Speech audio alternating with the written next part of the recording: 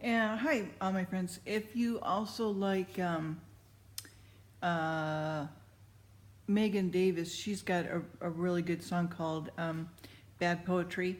And so I just saw a song that she did, posted a link under her video um, about how much I enjoyed it. It's a secular song, it's not a Christian song by any means. But I like to encourage new talent, and hopefully the Lord will push them in the right direction, and they'll respond. So anyway, we're on in Jeremiah chapter 4, verse 17 is where I stopped, and these chapters are quite lengthy in Jeremiah. So I'll just go ahead and start reading. Give me a thumbs up, like, and subscribe. Leave me comments. All my new subscribers, love to get to know you a little bit better.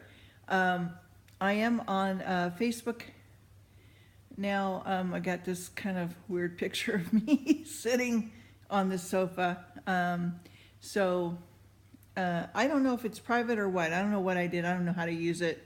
It's my first time, so I'm not really familiar with it. I would like to just kind of keep it private, but anyway, I'm on there if you guys want to. I didn't post anything really. I just just a thing about Cindy's dad. Cindy and I grew up together, and her dad and her mom are deaf as well, and so they're like my second parents, or were. And Cindy's mom is still alive and doing well, and so they're just dear. They are just dear sweet people, and great role model for myself and my brothers as well, and their children, Cindy and Kim and Kent, were our childhood friends, and we're still friends to this day. So it's a blessing, really, to have them as friends and family. Okay, so anyway, let's keep going here. Chapter 17, verse 17, Jeremiah chapter 4. Okay, as the keepers of the field are they against her round about, because she hath rebelled, or been rebellious against me, saith the Lord. So he's threatening. He's saying, he's showing his anger. Of course, we know that God is always good. He cannot ever do anything. He can't have evil in his presence. All right, so that's why we have to change our ways, and not sin, and be forgiven, and shown our how our spirits have to change, because we retain our senses, our mind. Everything is, we just don't have a body. Okay, everything is heightened. We see things more clearly. We're young. There's no bodily functions. We still retain what that was like, according to Swedenborg, anyway. And so we have to, improve ourselves while we're here on earth, and to not sin. So even though we are all sinners, and we still make mistakes, and we try to correct them, and to try to work on that, and so forth. We're not always perfect. No, I don't think anybody is. So we all still do things that aren't right, that are hurtful, that are to your wife or husband. We may not be our best selves all the time, so we've got to work on that. With our friends, we've got to work on being actually, friends to each other. And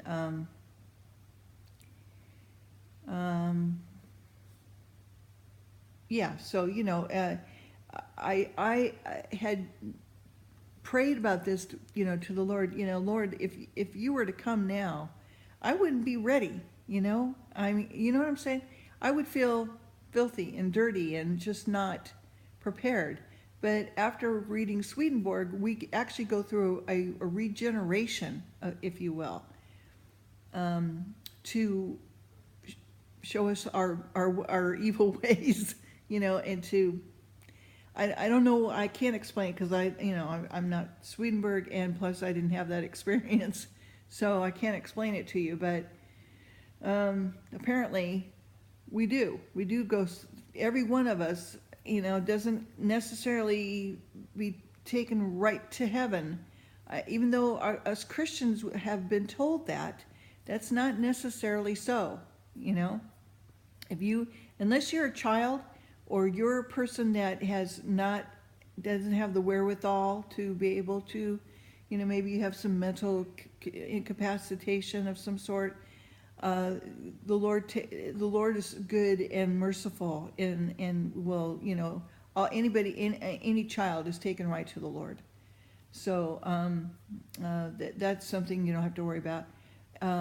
Unless you were just, pure of heart, you never sinned, you never, ever, felt like you wanted revenge, or, you want, you didn't have any road rage, you didn't have, you didn't get upset because you lost your keys and called somebody something or other, and, whatever it may be, right? Little things are, they build up and can lead to, very serious crime, okay? Even murder. So these things have to be taken care of before we can be in the presence of the Lord. Because evil cannot exist. There's no shadow in heaven. There's no darkness. There's none of that, okay? So that has to be taken care of. So what does that mean? That means that we have to go through some sort of reprogramming, if you will. That's the only thing I can think of, okay? Word that fits. So yeah, so that's what I'm learning. Okay, I'm just sharing that with you. Okay. All right, so sorry, I went off the reservation again. Okay, so verse 18. The way thy doings have procured these things unto thee, this is thy wickedness, because it is bitter, because it is reacheth unto mine heart. My bowels, I am pained at the very heart. My heart maketh a noise in me. I cannot hold my peace, because thou hast heard, O my soul, the sound of the trumpet, the alarm of war. Oh my soul, oh my soul. Destruction upon destruction is cried, and the whole land is spoiled. Suddenly are my tents spoiled, and my curtains in a moment. How long shall I see the standard and hear the sound of the trumpet? For my people is foolish, they have not known me, they are sottish children, and they have none understanding, and they are wise to do evil, but to do good they have no knowledge. They're spiritually ignorant. I beheld the earth, and lo, I was without form and void, and the heavens, and they had no light. I beheld the mountains, and lo, they trembled, and all the hills moved lightly. I beheld, and lo, there was no man, and all the birds of the heavens were fled.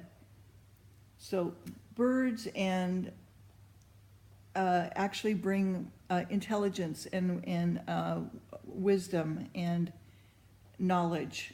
Okay, so that's what that means. I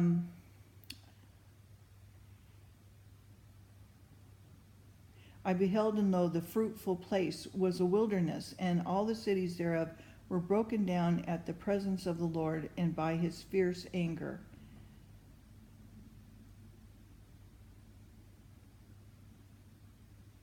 Thus hath the Lord said, the whole land shall be desolate, yet will I not make a full end. For this shall the earth mourn, and the heavens above be black, because I have spoken it, I have purposed it, and will not repent, neither will I turn back from it.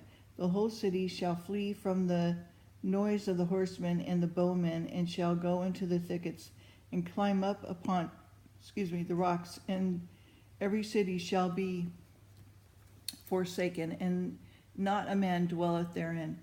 And when thou art spoiled, what will thou do? Though thou closest thyself crimson, thou deckest thee with ornaments of gold, thou hast rented thy face with paintings, in vain shall thou make thyself fair. Thy lovers will despise thee, they will seek thy life. For I have heard a voice as a woman in travail, and the anguish of her that bringeth forth her first child, the voice of the daughter of Zion, that bewaileth herself, that spreadeth her hands, saying, Woe is me now, for my soul is wearied because of murderers.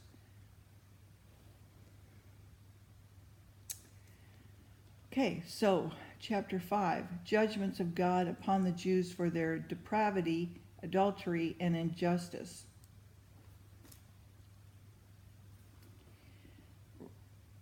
Okay.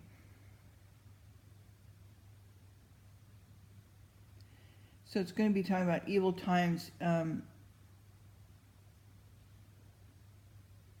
Okay. Run ye to and fro from the streets of Jerusalem, and see now, and know, and seek in broad places thereof, if ye can find a man, if there be any that executed judgment, that seeketh the truth, and I will pardon it. And though they say, The Lord liveth, surely they swear falsely. O Lord, are thou mine eyes upon the truth? Thou hast stricken them, but they have not grieved. Thou hast consumed them, but they have refused to receive correction. They have made their faces harder than a rock. They have refused to return. And therefore I said, Surely these are poor, they are foolish, they know not the way of the Lord, nor the judgment of their God. I will get me into the great man, will speak unto them, for they have known the way of the Lord, and the judgment of their God. But these have altogether broken the yoke, and burst the bonds. Therefore a lion out of the forest shall slay them, and a wolf of the evening shall spoil them. A leopard shall watch over their cities.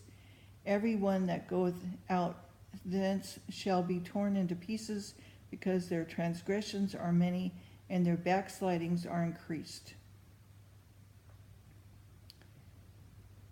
See, there's so many words used that before the days of Noah, everybody knew what that meant, okay? And we have lost the meanings of what these things mean today. But in Swedenborg, you can find what those meanings are, okay? How shall I pardon thee for this? For the children have forsaken me and sworn by them that are no gods. When I fed them to the full, they committed adultery and assembled themselves by troops in the harlots' houses. They were as fed horses in the morning, every one neighed after his neighbor's wife. Adultery. Shall I not visit these things, saith the Lord, and shall not my soul be avenged on such a nation as this? Go ye up on her walls and destroy, but make not a full end. Take away her battlements, and they are not the Lord's. For the house of Israel and the house of Judah have dealt very treacherously against me, saith the Lord. They have belied the Lord, and said, It is not he, neither shall evil come upon us, neither shall we see sword or famine. And the prophets shall become wind, and the word is not in them. Thus shall it be done unto them. Wherefore, thus saith the Lord God of hosts, because ye speak this word, behold, I will make my words in thy mouth fire, and this people wood, and it shall devour them. Lo, I will bring a nation upon you from far, O house of Israel, saith the Lord. It is a mighty nation, it is an ancient nation, a nation whose language thou knowest not, neither understand what they say. Their quiver is an open sepulchre, and they are mighty men. Mighty men again could mean the Anakim, the Nephilim, okay? And they shall eat up thy harvest and thy bread, which thy sons and thy daughters should eat. I don't know how many of you guys have seen the recent, I think